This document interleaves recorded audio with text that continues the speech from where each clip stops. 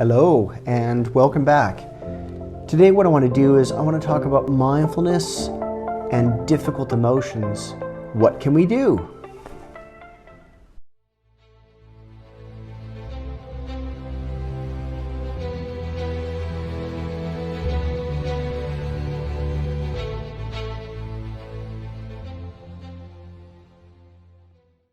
Now, I think we all know there are painful times in our lives when things are difficult to endure. We may be feeling sadness or anger, shame, stress, grief, or even a combination of all of these, or many other painful emotions. These emotions are unpleasant, and we often try to find ways in which to hide from them, numb ourselves, distract. We also often enter into a mental struggle with the pain, willing it to stop or trying to make ourselves believe, look, it's just not happening. We may turn to drinking alcohol, drugs, or engaging in behaviors we know are not healthy or good for us in the long term. All these ways of avoiding pain only perpetuate it into the long run. So we need to learn to do something different. Through mindfulness, you can learn to turn your difficult emotions into your most celebrated teachers and sources of strength. When we react to our emotional state, which often involves an automatic and habitual pattern of reaction, we may later regret the way in which we behaved or the actions we took. Most of us have an instinctual, frequent response to unpleasant emotions. Now let's just take, for example, anger. It may be that you start yelling or lashing out at those around you. You may throw objects or retreat into silence and solitude, refusing to engage with anyone around you. But there's another way to interact with these problematic and painful emotions. We can learn mindfulness skills first to recognize and label the emotion experienced, accept it as there, understand the impermanence of the feelings, and then decide on a response rather than mindlessly reacting. So step one is using mindfulness skills to manage the difficult emotions. It's to label those emotions using physical cues. The way in which we do this is through awareness of physical bodily changes and cues, such as sweaty palms, butterflies in the stomach, pounding of our heart, fast breathing. Now, what body sensations are present? Where are they located precisely? Are they changing or staying the same?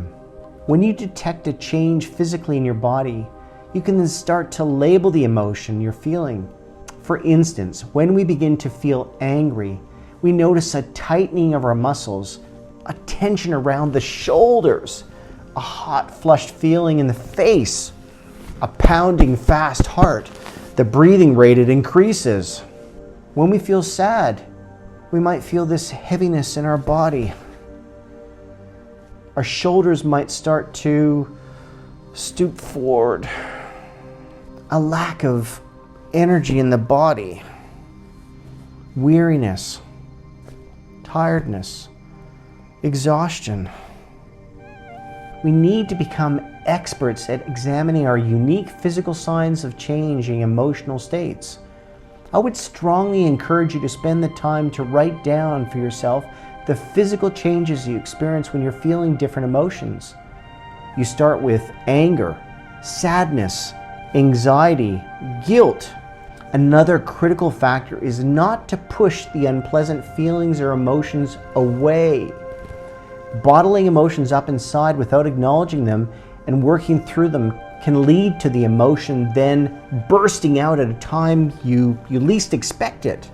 It's very similar to holding a ball underwater, and once you let it go, it just pops back up in your face. It's important to accept the presence of severe and challenging emotions, not to bury them inside as they occur. So we agree it's important first to recognize when emotional changes are occurring for us, and then of course labeling those emotions. Step 2 is detachment from the emotion. And this means we don't want to become too entangled in the emotion itself. It's almost just becoming sort of almost just caught up within the emotion. We want to create a certain detachment from it.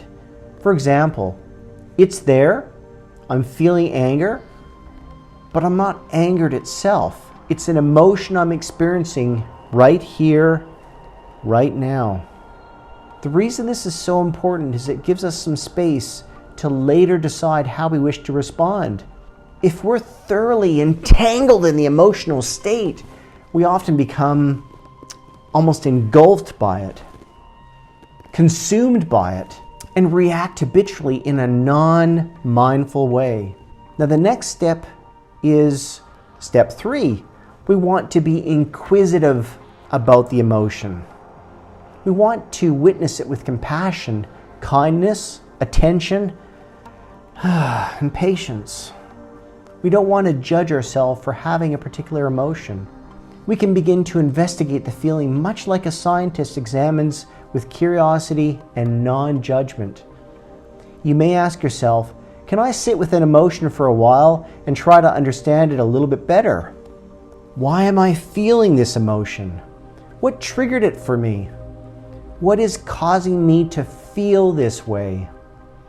Was it a reaction to an interaction with another person? Or something I was thinking about? Is this a pattern that keeps coming up for me? Asking yourself these questions will help you get to the root of the problematic emotion you're experiencing. And this brings us to step 4. It's responding to this emotion. This is an essential component of mindfully dealing with painful emotions. Responding mindfully rather than reacting mindlessly. You may decide you need to try a mindfully controlled breathing technique, which we very much describe in the Mindfulness Flow program. You may decide you need to try a mindfully controlled breathing technique, or to schedule a time to speak assertively with your friend or colleague you have had a difference of opinion with. You may go for a run or engage in some other physical activity or self-soothing through a warm bath. Being mindful when experiencing difficult emotions is like being a very calm sports announcer. Being aware of the play-by-play of life, yet not getting too enmeshed in it all, not getting taken away with it. It can indeed save you from your conditioned habitual responses to painful emotions that you know they're causing you harm.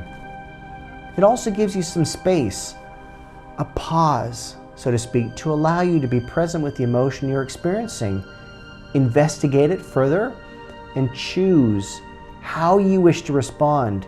And trust me, that space, that time, it makes a world of difference. Mindfully dealing with painful emotions is hard, and it takes time and practice. Be kind, be compassionate, and patient with yourself. Now, thanks very much for watching, and I do trust this has been useful. Being mindful with those difficult, painful, and at times unpleasant emotions. Thanks very much for watching, and please, if you haven't already, please subscribe to my channel, push the notifications button, make any comments and suggestions. I'd love to hear from you. Thanks again. Bye for now.